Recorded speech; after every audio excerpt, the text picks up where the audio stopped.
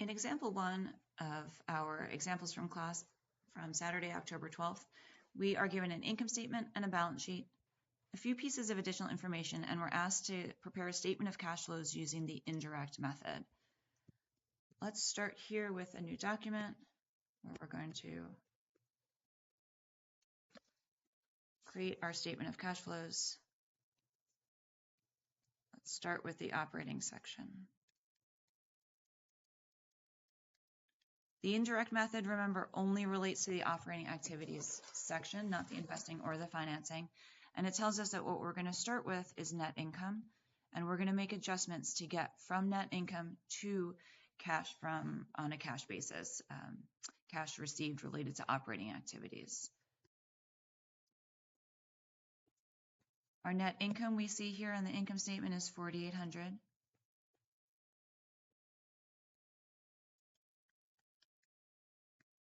And the first thing that I do is add back any non-cash expenses.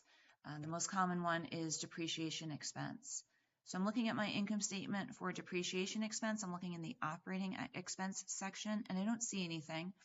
That tells me it's probably included in selling expense and general administrative expense. So I have to come down to the additional information where I find out in item 4, depreciation of $1,600 was included in the operating expenses. So let's add back, because net income was reduced by the amount of depreciation expense, but depreciation expense did not affect cash from operating activities. So let's add back depreciation expense.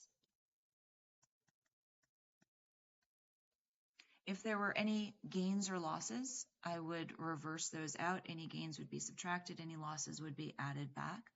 But there aren't any. One item was sold. We see equipment worth $500 was sold for $500, no gain or loss. So then the next thing that we do is we adjust for changes in current assets other than cash. I see accounts receivable was $2,200 in the prior year, $2,500 in the current year. So accounts receivable increased by $300. I think of this as the journal entry. If we had a debit to increase accounts receivable for $300, the other side of that entry must have been an increase in revenue of $300.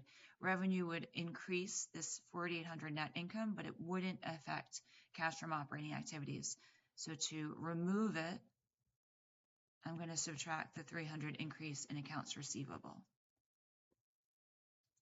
Next, I see inventory went from $3,000 last year to $400 this year. We have an increase in inventory. Now, it doesn't matter what the current asset is. If it increased, it's going to be subtracted. But I can also think of this from the journal entry perspective. If inventory went up, either we paid out cash or we increased accounts payable. Now we'll get to adjusting our accounts payable. So for now, let's just assume it was cash. If cash went down, that would decrease our cash from operating activities, but it would have no impact in net income. So we want to subtract it out from net income to get to cash from operating activities. Our next item is prepaid rent went from $300 to $150. So what do we do with that decrease in prepaid rent?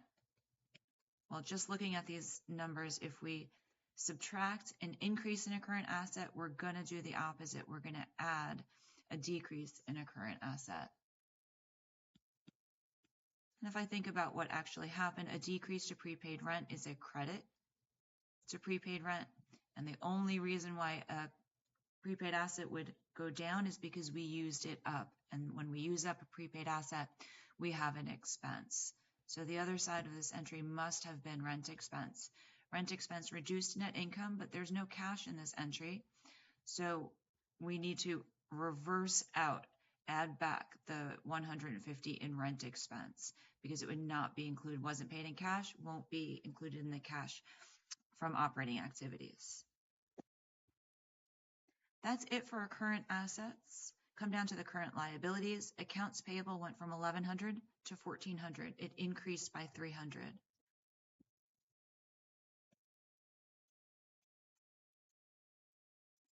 Accounts payable increased for one of two things. Either it was due to purchases of inventory, and we've already adjusted for the inventory, or we had some sort of an expense. And if we had an expense, that would be included in this net income, but it would not have been included in cash. So we need to add back that increase in accounts payable of 300. Our next current liability is interest payable went from 0 to 100. So like the last one, the reason that interest payable would go up by 100 is, and the other side of this entry must have been interest expense. It's the only thing that makes us owe more related to interest. So we are going to add the increase in interest payable. One more current liability that we have here, deferred revenue. Oh, two more. Deferred revenue went from 600 to 800. So there's an $200 increase in deferred revenue.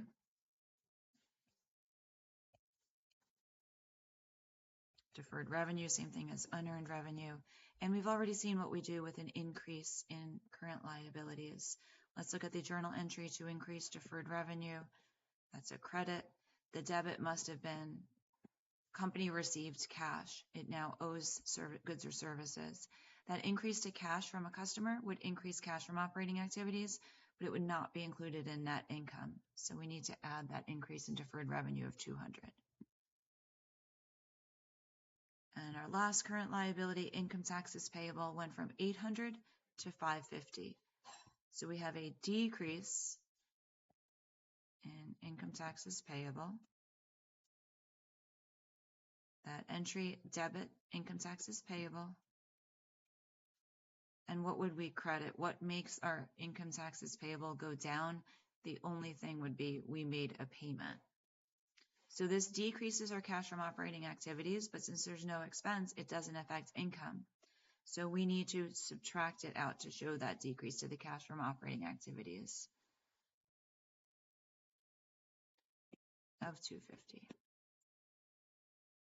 And that's it for cash from operating activities. This is going to be a net cash inflow, so net cash received from operating activities. And this should work out to be 5,600. Next, we have our investing activities section. Here we are looking for changes in long-term assets, lands, buildings, equipment, intangible assets, marketable securities or investment securities, notes receivable. I see that equipment went up from 12,000 to 14,500. With no other information, I would assume that 2,500 of equipment was purchased. But I come down here and I see equipment costing 4,000 was purchased in cash. So let's record that in the investing section. Cash paid for equipment.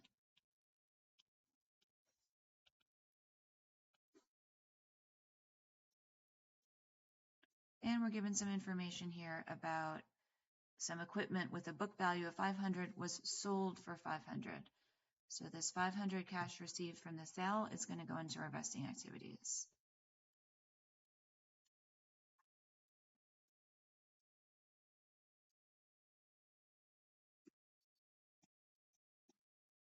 And that's it. There was nothing related to lands, buildings, intangible assets, investments, notes receivable. And this is a net cash outflow or a net cash paid for investing activities of 3,500. And our final section is the financing section. This relates to borrowings, how we finance our operations. We finance them with some mix of liabilities and equity. So do we have notes payable, bonds payable? Do we pay back any of them? Did we issue stock? Did we buy back our stock? Or did we have dividends? And I see that the company has this long-term notes payable that it took out a loan of $5,000. That's going to go in our financing section.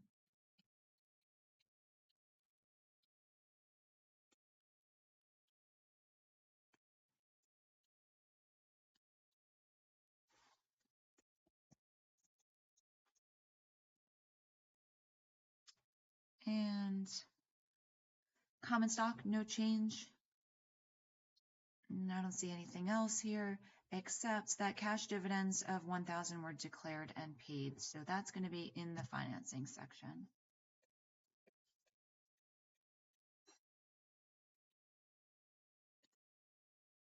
This was a payment, so I'm going to subtract 1,000. And I have a net cash received from financing activities in the of 4,000.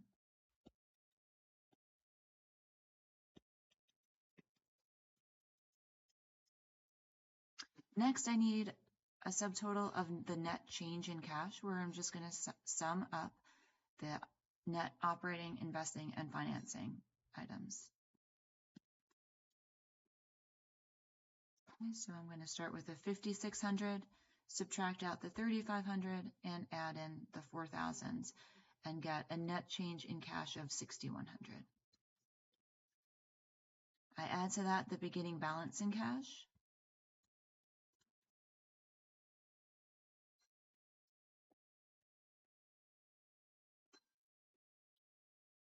I'm going to get that from my balance sheet. My beginning balance is last year's ending balance of 2,200. I note that when I add in the beginning balance to the net change in cash, I should come to this ending balance here of 8,300. So let's start by adding in the 2,200.